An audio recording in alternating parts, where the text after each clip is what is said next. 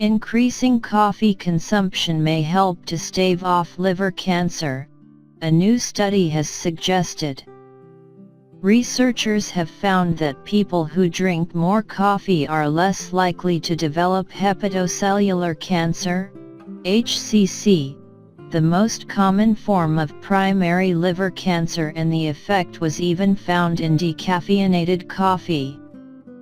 Experts from the University of Southampton and the University of Edinburgh examined data from 26 studies involving more than 2.25 million participants.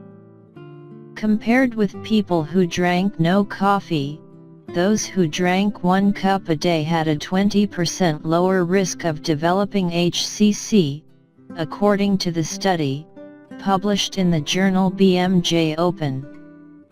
Those who consumed 2 cups a day had a 35% reduced risk, and for those who drank 5 cups, the risk was halved. Generate into a whole liver. One of its most important functions is to produce bile.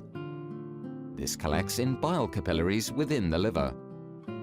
Some is stored in the gallbladder, where it can be discharged into the duodenum and small intestines to aid digestion and break down fat. When the food is fully digested, the resultant fat, sugar, proteins, vitamins, minerals, and all other nutrition is absorbed into the bloodstream and transported to the liver for processing. They found the protective effect for decaf was smaller and less certain than for caffeinated coffee. The authors wrote, "It may be important for developing coffee as a lifestyle intervention in chronic liver disease, as decaffeinated coffee might be more acceptable to those who do not drink coffee or who limit their coffee consumption because of caffeine-related symptoms."